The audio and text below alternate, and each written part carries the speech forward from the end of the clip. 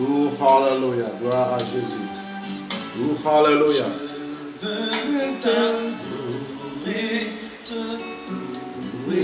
Seigneur, sois le moment de soir pour tout. Sans toi, Jésus, ma vie n'est plus pareille. Gloire à Jésus. Hallelujah. Je n'ai que ma foi pour t'adorer. Sans toi, Jésus, ma vie n'est plus Hallelujah. pareille. Gloire à Jésus. Je n'ai que ma Nous voulons prier ce soir pour impacter notre mois d'octobre qui commence bientôt. Et nous voulons partager un peu la parole de Dieu. Nous rendons grâce à Dieu pour tous nos bien-aimés qui nous ont appelés, qui ont demandé qu'est-ce qui n'allait pas. Nous étions vraiment occupés pour le lancement de l'école biblique à Libreville. Ça nous a pris vraiment du temps, 2-3 semaines de préparation active. Et l'école a été lancée hier, samedi. Et voici, nous revenons encore aujourd'hui pour partager ensemble la parole et prier ensemble. Que Dieu te bénisse, ma fille Aurélie, depuis Douala au Cameroun. Nous voulons partager la parole et prier ensemble. Le but, c'est d'impacter notre mois d'octobre. Nous voulons finir le mois de septembre et nous voulons rentrer dans les derniers trimestres de l'année. Et nous avons besoin de prières. Nous avons besoin d'intercéder. Vraiment de nous accrocher et d'intercéder pour notre fin d'année qui arrive déjà dans 3 mois. Mais beaucoup de gens ne comprennent pas que l'heure est à la prière. Et nous avons commencé à parler sur un thème important, la dépression. Et la fois passée, on a développé un peu. On va continuer.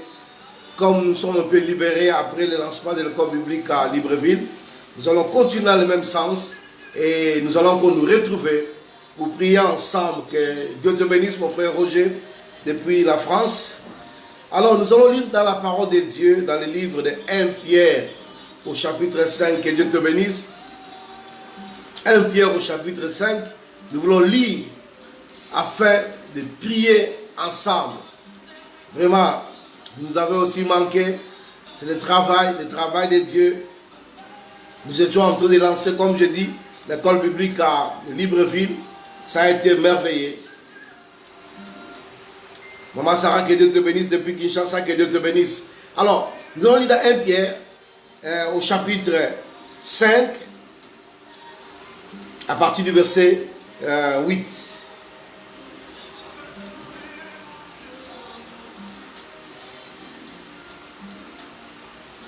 Alléluia. Gloire à Jésus. 1 Pierre chapitre 5 à partir du verset 8 ce soir. Et n'oubliez pas, aujourd'hui c'était le 29. Donc nous avons lu dans les livres de Proverbes. Comme j'avais dit, méditez la parole de Dieu. Et lisez les livres de Proverbes chaque jour. Les livres de Proverbes parlent de principes. Beaucoup de gens vont chercher Dieu juste pour des promesses. Ils veulent voir Dieu agir dans leur vie. Ils veulent écouter des promesses. Ils veulent écouter des prophéties. Mais ils oublient que Dieu marche aussi avec des principes. Et le livre de Proverbes, Ecclésiaste nous parle des principes de la vie. Comment nous devons vivre dans ce monde pour pouvoir réussir. Donc si tu lis le livre de Proverbes, chaque jour, 1 mois, 2 mois, 3 mois, tu vas commencer à te transformer. Et laissez-moi vous dire, vous allez commencer à voir vos prières se réaliser. Juste parce que vous méditez la parole de Dieu, juste parce que vous faites des prières personnelles. Avant que les hommes viennent prier pour vous, priez vous-même. Seul et Dieu vous bénira. Alors, nous voulons lire dans 1 Pierre chapitre 5. Si vous avez votre Bible à partir du verset 8, la Bible dit, faites preuve de modération et soyez vigilants. Votre adversaire, le diable, rôde autour de vous comme un lion rougissant qui cherche quelqu'un à dévorer. Résistez-lui en demeurant ferme dans la foi, car vous savez que vos frères et sœurs dispersés à travers le monde connaissent les mêmes souffrances. Mais quand vous aurez souffert un peu de temps, Dieu, l'auteur de toute grâce, qui vous a appelé à connaître sa gloire éternelle dans l'union avec Jésus-Christ, vous rétablira lui-même et vous affermira, vous fortifiera et vous rendra inébranlable. À lui appartient la puissance pour toujours. Alléluia. Maman, passe que Dieu te bénisse depuis la Suisse. Voilà la parole de Dieu. Nous sommes dans 1 Pierre chapitre 5 à partir du verset 8. Ce sont des versets très importants. À ce temps difficile de la vie, à ce temps où je dis la dépression est devenue monnaie courante, à ce temps où des maladies nous atteignent, à ce temps où le découragement est devenu la vie quotidienne, même des enfants de Dieu, le Seigneur nous parle. Il dit, le diable rôde autour de nous, cherchant qui il va dévorer. Bien, mais souvent les gens ne comprennent pas quand on parle du diable. Beaucoup de gens ont tellement dévalué le diable. Ils ne savent pas que le diable est fort. On n'a pas besoin de prêcher le diable ou de l'élever, mais on doit reconnaître que le diable rôde pour détruire nos vies, pour nous déstabiliser. Il rôde pour nous amener à vivre dans l'échec. Il rôde pour nous amener à vivre dans la dépression, dans le découragement. Et la Bible dit, Dieu dit, résistez-lui en demeurant ferme dans la foi. Voici le point capital. Il dit, en demeurant ferme dans la foi. Ma sœur Sonia, que Dieu te bénisse. Depuis l'Allemagne, je sais que toi tu parles portugais, l'allemand, God bless you. Pasteur Sonia, Bishop. Alors, ici la Bible dit, résistez-lui avec une foi ferme. Et c'est ça le problème aujourd'hui. Nous n'avons plus cette foi-là ferme. Nous avons abandonné la foi. Nous vivons dans la routine. Même notre foi chrétienne, même notre vie à l'église devait une routine. La foi a disparu. La foi, quand on parle, la foi, on doit avoir la foi en Dieu. Bien, mais on doit se poser souvent la question, sur qui repose notre foi? Ou sur quoi repose notre foi? Parce que Dieu dit, résistez-lui avec une foi ferme. Mais combien nous sommes découragés? Combien nous abandonnons facilement? Combien nous sommes dans une confusion terrible? Combien nous ne voyons plus l'avenir? Combien nous n'arrivons plus à nous projeter dans l'avenir? Pourquoi? Parce qu'aujourd'hui, nous sommes découragés. La vie d'aujourd'hui, ce que je traverse aujourd'hui, me fait décourager. Je n'ai plus d'espérance. Les gens aujourd'hui, même à l'église, n'espèrent plus en rien. Alors que Dieu nous appelle à vivre dans l'espérance. Parce que notre espérance en Dieu nous donne des succès. La Bible dit, résistez-lui avec une foi ferme. Et la Bible a ajouté, car les mêmes souffrances que nous subissons sont imposées dans nos frères dans le monde entier. Les mêmes souffrances. Vous savez, il y a des fois, tu te retrouves dans des problèmes, dans des situations par rapport à ta vie, par rapport à tes enfants, par rapport à ta vie sociale, par rapport à ton entourage, par rapport à ta foi. Tu crois que c'était une situation personnelle. Et tu cherches Dieu, mais malheureusement, tu ne le cherches pas bien parce que tu te dis, ton problème, c'est que tu es l'unique à avoir ces problèmes. La Bible dit, nos frères dans le monde entier subissent les mêmes problèmes. Donc, tu as le problème du mariage, il y a quelqu'un de tes frères qui a le même problème. Tu as le problème des enfants, il y a quelqu'un de tes frères qui a le même problème. Tu as le problème du boulot, il y a quelqu'un de tes frères qui a le même problème. Tu as le problème du mariage, il y a quelqu'un dans tes mots qui a le même problème. Tu as le problème des papiers, tu cherches la stabilité, il y a quelqu'un dans ce monde qui a le même problème.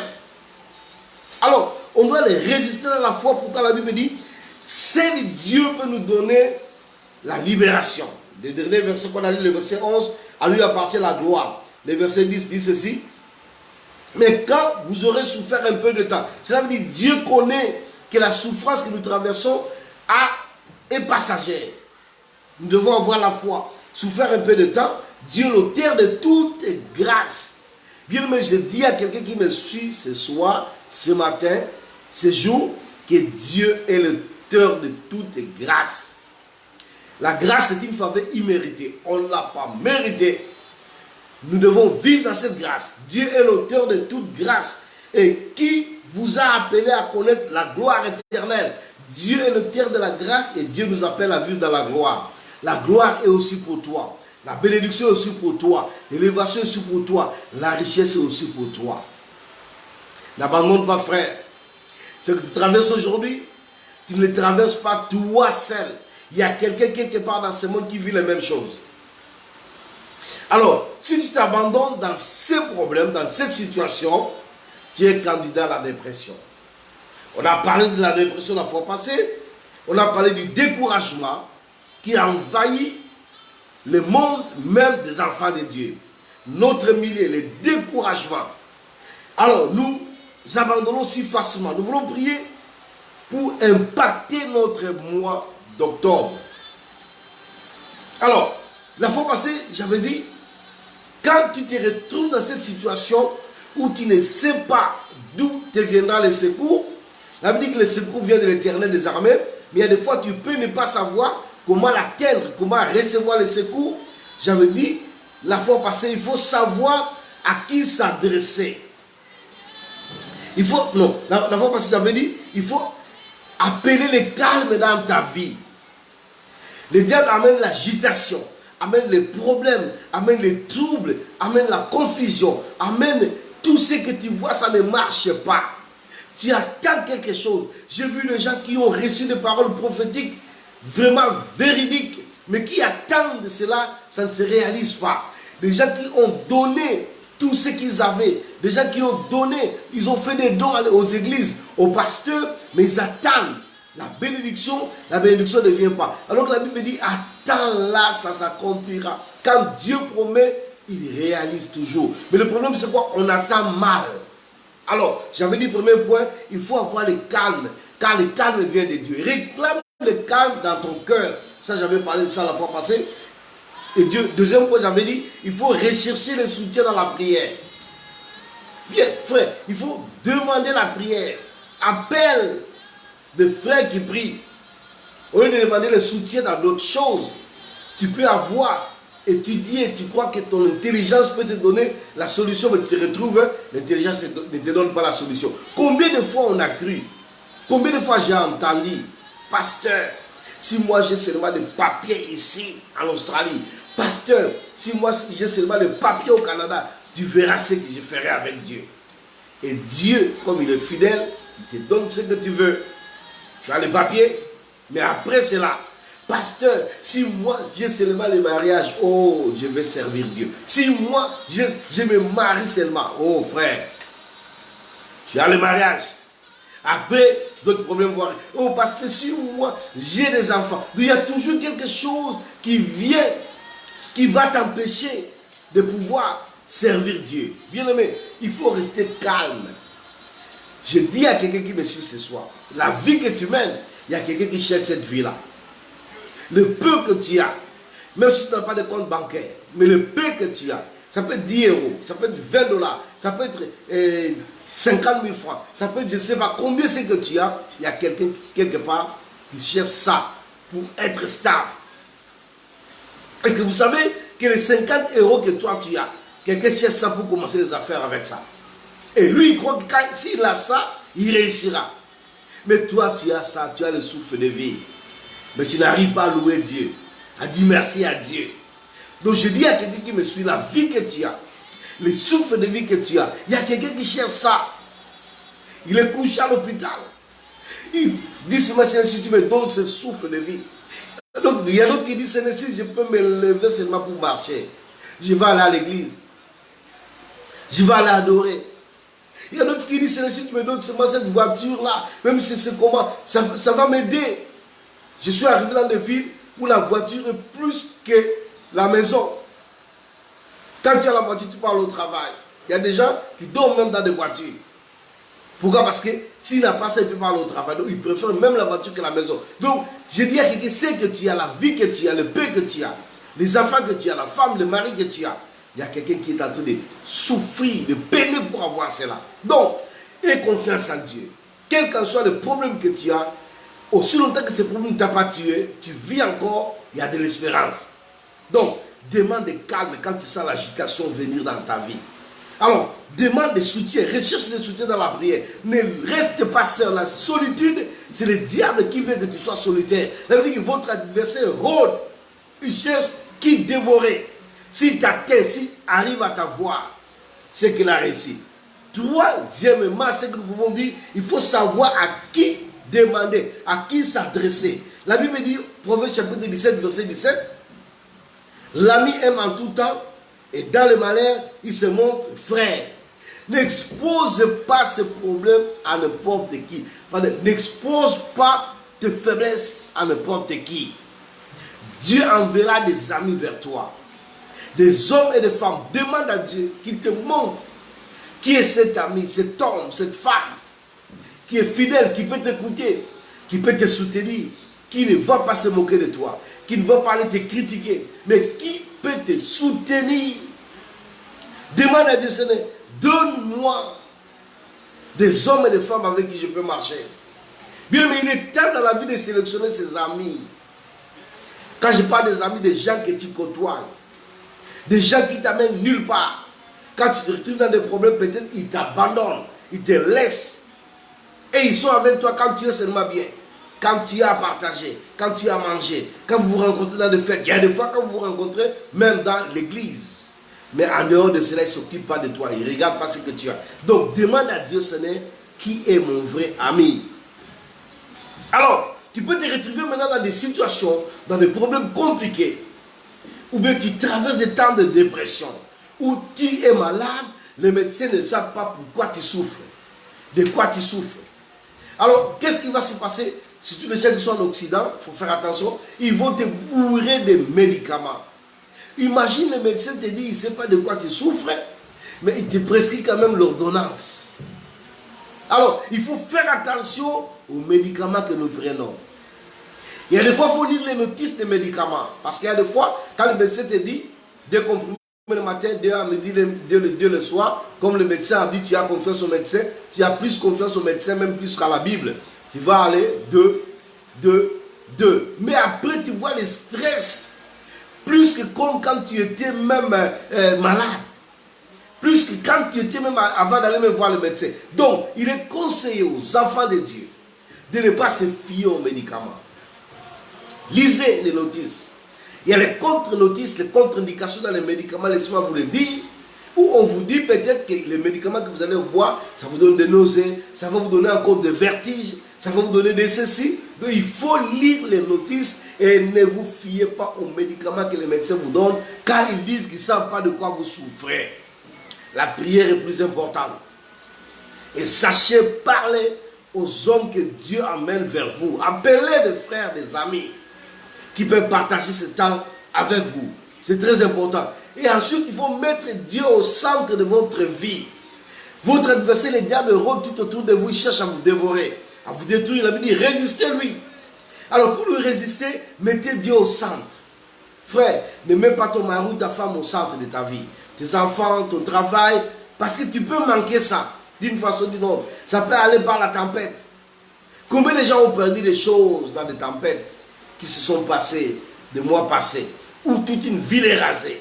Si maintenant toi tu avais mis ta vie, le centre de ta maison, toi, ta vie là, c'est que tu as.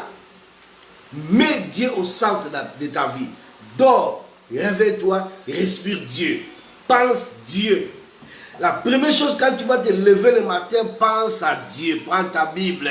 Même si c'est 5 minutes, même si c'est 2 minutes, pense à Dieu.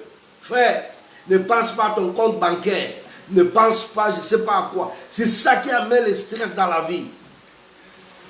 C'est ça qui amène la confusion. C'est ça qui amène le découragement. Quand tu dors, tu as fait une affaire, ça n'a pas marché. Tu dors, tu te réveilles le matin et tu commences à penser directement à cette affaire, tu es foutu. Pense à Dieu. La Bible dit, les bontés de l'Éternel se renouvellent chaque matin dans nos vies. Alors quand tu te lèves le matin, même si hier tu avais échoué, lève-toi. Dis que Dieu est avec toi. Même si j'ai échoué hier, aujourd'hui, ça marchera. Aujourd'hui, avec Dieu, ça marchera. Prononce des paroles positives dans ta vie. Sois positif. N'abandonne pas. Mets Dieu au centre de ta vie, au centre de ton foyer, au centre de ton boulot. Parce que tout ce que tu peux mettre au centre, tu peux le perdre instantanément. D'une façon ou d'une autre. Alors, quand Dieu est au centre, quand il sait qu'il est au centre de ta vie, tu es béni. Parce qu'à tout moment que tu crieras au secours, il viendra dans ta vie. Le diable rôde tout autour de toi. Mais quand Dieu est au centre, cela veut dire qu'il rôde tout autour de toi. Dieu est au centre, il rôde tout autour de Dieu. Il ne peut rien contre Dieu. Parce qu'avant de te toucher, il touche Dieu. Nous voulons prier pour impacter notre moi. Demandez à Dieu, Seigneur, sois avec nous. Ça, ce sont des conseils que je donne comme un pasteur, comme un homme de Dieu qui a traversé aussi des temps difficiles de la vie et que Dieu m'a libéré de ce temps. C'est la raison pour laquelle l'expérience aussi me dit de te donner ces conseils que j'ai reçus aussi. Mon père spirituel, quand je me suis retrouvé dans l'état dépressif, il m'appelait chaque matin, il me dit ne prenez pas les médicaments, ne te fiez pas aux médicaments. Au début, je croyais que c'était amusant, mais c'était véridiquement vrai. Alors, bien-aimé, tu dois savoir ce qui t'est confié. Mets Dieu au centre. Et aussi, il faut savoir te reposer. Vous savez, l'agitation dans la vie enlève les repos. Je vois des gens qui n'arrivent pas à se reposer. La nuit, il se réveille, il ne peut pas dormir. Là, il est devant la télé, là, il est devant les games, les jeux, les ceci. Donc, il ne se repose pas. Et aussi, à mesure que tu perds le sommeil, c'est comme ça que le stress augmente dans ta vie. Voilà, c'est pourquoi on donne aux gens d'autres personnes le médicament même pour dormir. Et il y a des fois, les gens même prennent ces médicaments et n'arrivent pas à dormir. Frère, prie, demande à Dieu. Quand tu mets ta tête sur l'oreiller, demande à Dieu, Seigneur, donne-moi sommeil. Donne-moi sommeil. C'est que le médicament ne peut pas te donner, Dieu peut te donner le sommeil dans ta vie. Donc nous voulons prier, demander à Dieu, Seigneur, donne-moi cette attitude de foi. Je vais avoir confiance en toi. Je vais demeurer ferme dans ma foi. Nous sommes dans une période où la foi des gens chancelle. On peut être 1000 à l'église, 100, 200, 300. Vous allez réaliser que la foi chancelle. Vous écoutez la parole de Dieu, dès que vous sortez de l'église négativement. Frère, vraiment, je suis venu à l'église, je disais, je vais te voir pour que tu me prêtes de l'argent. Tu es rentré à l'église, on a prêché la foi, mais quand tu vas sortir, la pensée que tu avais amenée, que Dieu peut faire, tu n'as pas cette pensée-là. Tu avais déjà calculé un frère que tu vas prêter l'argent. Tu avais déjà calculé quelqu'un. Alors que la parole peut sortir avec foi, tu dis, je vais agir selon cette parole, mais quand tu sors, tu reviens comme avant que tu ne rentres même à l'église. Donc la foi a disparu. Dieu a dit, Jésus avait dit, quand le Fils de l'homme viendra, trouveras-tu de la foi sur la terre? Il avait raison, frère. À qui fais-tu confiance? À quoi fais-tu confiance? Nous voulons donner notre confiance à Dieu. Nous voulons prier ce soir. Nous avons 5 minutes de prière. Là où tu es, j'aimerais que tu puisses prier avec moi. Demandez à Dieu ce soir, Père, je vais me confier en toi, je vais m'abandonner en toi. Quel qu'en soit ce que tu travailles. Frère, je dis à quelqu'un ce soir, ne crois pas que tu es seul dans cette situation. Quel qu'en soit le problème, quelqu'un de tes frères est en train de subir ce même problème. C'est la raison pour laquelle quand je prie pour quelqu'un qui est malade, qui dit, pasteur, par exemple, le problème de cancer, j'impose le main, c'est de guérir mon frère ou guérir ma soeur. Et tous mes frères et soeurs qui ont le même problème dans le monde entier, je prie afin que tu opères la guérison et le miracle. Quand quelqu'un me rencontre parce que j'ai un problème d'argent, des problèmes du travail, je prie, Seigneur, guéris mon frère, pardon, donne du travail à mon frère ou à ma soeur. Et je prie pour mes frères et soeurs qui sont répandus dans le monde entier. Donne-le du travail aussi, au nom de Jésus. Quelqu'un a des problèmes de papier quelque part, j'ai dit, Seigneur, donne la stabilité de papier afin que toi qui as dit que les pieds, là où les pieds fouleront, tu le donnes, que mon frère ou ma soeur puisse avoir possession de cette ville, de cette nation. Et je prie pour tous ceux qui ont la même situation dans le monde entier, au nom de Jésus. Enfin, aie l'habitude de prier comme ça. Les problèmes que tu as, ça peut être même avec tes enfants, tu n'es pas le seul ou la seule dans l'église qui a le même problème. Alors ne sois pas égoïste dans tes prières. Il se peut que toi, Dieu te fait réveiller. Réveille-toi pour prier. Alors quand tu te mets à prier pour toi, pense à quelqu'un. Prie. Pourquoi ne pensez, on ne pense pas aux autres? Seulement moi. Non. Dieu dit, résistez-lui avec une foi ferme, sachant que les mêmes souffrances sont imposées dans la vie de vos frères qui sont répandus dans le monde entier. Quand nous nous connectons, nous avons des frères qui sont connectés en Australie, des frères qui sont connectés en Chine, des frères qui sont connectés en Europe, en Suisse, en France, Europe, quand je mélange en France, en Suisse, en Belgique, à Kinshasa, au Cameroun, à Libreville, en Côte d'Ivoire et aux États-Unis, au Canada. Donc nous sommes répandus dans le monde en train de suivre, d'autres vont me suivre après. Donc c'est que nous avons des problèmes et si nous sommes nombreux, priez comme je suis en train de dire, bien aimé, la solution est notre partage. Il y a des fois tu auras une solution, tu ne sais même pas qui a prié pour toi. Et c'est quand Jésus reviendra, il te dira, voici quelqu'un qui avait prié pour toi, était en Chine. Pendant que lui il avait des problèmes là-bas en Chine, il avait aussi prié pour toi. Nous voulons prier. Le mois d'octobre t'appartient. C'est le 10e mois de l'année. Priez afin que Dieu se glorifie. Si tu as échoué au mois de septembre, ou les jours passés, je programme le succès. Quel que soit ce que Dieu a programmé dans ta vie durant cette année, ça va se réaliser. Et je vais prier avec toi pour que ce mois d'octobre soit un mois différent. Différent dans la gloire de Dieu, dans la puissance, dans l'onction de Dieu. C'est un mois d'explosion pour toi. On avait prié pour un mois d'enfantement au mois de septembre. On a reçu beaucoup de témoignages où des frères et sœurs ont vraiment enfanté. La bénédiction que Dieu a donnée, a proclamé depuis janvier, février, mars, avril, mai, juin, juillet, août. Et en septembre, ils ont vu ça. Et nous voulons prier durant ce mois que ce soit un mois de stabilité. Un mois de stabilité. Un mois de stabilité. Au nom de Jésus. Tu vas prier avec moi pour impacter ce mois. Quel qu'en soit l'échec que tu as vécu le mois passé. Mais dis à Dieu ce soir, Seigneur, je veux et je prie que le mois qui arrive, octobre, dans cette semaine, soit un mois de stabilité. Stabilité dans les ministères, stabilité dans mes affaires, stabilité dans mon travail, stabilité dans tout ce que je fais, dans mon foyer, à l'école. Pour ceux qui vont commencer l'école, ceux qui ont déjà commencé l'école, si peut-être tu as échoué le mois passé, ce mois, c'était un mois de stabilité. Au nom de Jésus, prions le Seigneur, alléluia, gloire à Jésus, alléluia. Makori, Mokayando, Shaka, Rindo, Shaka. Au nom de Jésus, nous voulons prier, Seigneur, pour ce mois d'octobre, oh Dieu, afin que ce soit un mois de stabilité, Seigneur. Un mois de stabilité. Nous voulons t'adorer durant ce mois. Le mois d'octobre que tu veux nous donner, Seigneur. Je prie afin que ce mois, un mois de stabilité. Oh Dieu, réalise-toi, Seigneur. Nous avons un jour qui reste pour le mois de septembre. Le lundi au 30, je prie afin que celui qui attend le miracle durant ce mois puisse les réaliser, puisse les palper, puisse les vivre au nom de Jésus. Seigneur, réalise-toi là où mon frère et ma soeur se trouvent en ce moment. Et glorifie-toi, Seigneur, magnifie-toi dans ta gloire et dans ta grandeur. Tu es le Dieu puissant, tu es le Dieu vrai, tu es le Dieu miraculeux. Alléluia, gloire à toi, Jésus. Tu es Dieu, tu n'as point changé. Oh, alléluia. Là où tu es, mon frère et ma soeur, tu n'as pas besoin d'abandonner. Tu n'as pas besoin même de reculer. Tu as besoin de demander à Dieu, Seigneur, augmente ma foi. Seigneur, augmente ma foi. Par rapport à une situation, par rapport à un problème que tu traverses, dis à Dieu ce soir, Père, augmente ma foi. Je ne connais pas ton problème, ça peut être un problème qui tarde à venir. Ça peut être un problème de mariage, ça peut être un problème des enfants. Et puis ça te bouscule. Quand ça vient comme ça, tu es bousculé dans ton cœur. Ça te donne la tension, ça te donne l'estomac. Quand le problème là arrive, tu es instable, moralement, émotionnellement instable. Dis à Dieu ce soir, augmente ma foi. Devant ce problème, devant cette situation, tu connais ce problème toi-même là où tu es. Si ce problème, Dieu, ce n'est pas rapport à ce problème, augmente ma foi au nom de Jésus. Prions le Seigneur, alléluia. Père, augmente ma foi.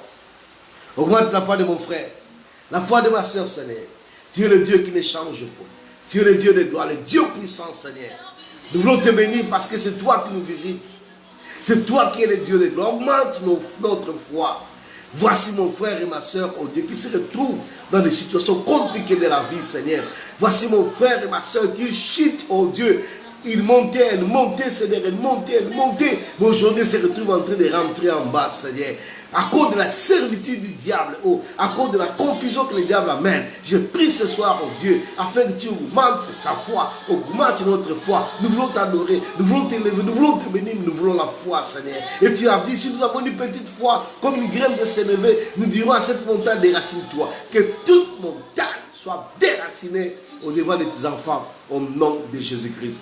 Alléluia, gloire à toi, Jésus. Puis nous voulons prier de nécessité de prier, quel qu'en soit le problème que tu as. Nous voulons prier que cette semaine soit différente, que tu puisses avoir la solution à ton problème. Et si tu veux que je te soutienne dans la prière, n'hésite pas de m'écrire un box dans mon messenger. Je vais te soutenir dans la prière durant cette semaine. Et à l'église où je suis cette semaine, ce sera une semaine de prière jeudi, vendredi, samedi. Jeûne et prière. Je suis à Libreville, à la Fondation Jésus-Christ des Nations, nous allons prier. Mercredi, jeudi, vendredi, prière. Et on va prier pour toi. Alors nous voulons prier. Quel qu'en soit le problème que tu as cette semaine, que tu avais, et tu veux rentrer dans la bénédiction la semaine qui arrive, c'est le temps que nous puissions prier ensemble. Ne néglige pas ce temps. Dis à Dieu, Seigneur, je te présente mon problème. Je te présente ma situation. J'ai échoué hier. J'ai raté hier. Je n'ai pas vu hier. Maintenant, je veux la réussite au nom de Jésus. Cette semaine, c'est la semaine de la bénédiction. Je veux voir. Je veux palper. Je veux voir au nom de Jésus. Prions le Seigneur. Alléluia, Père. J'abandonne mon frère et ma soeur entre tes mains.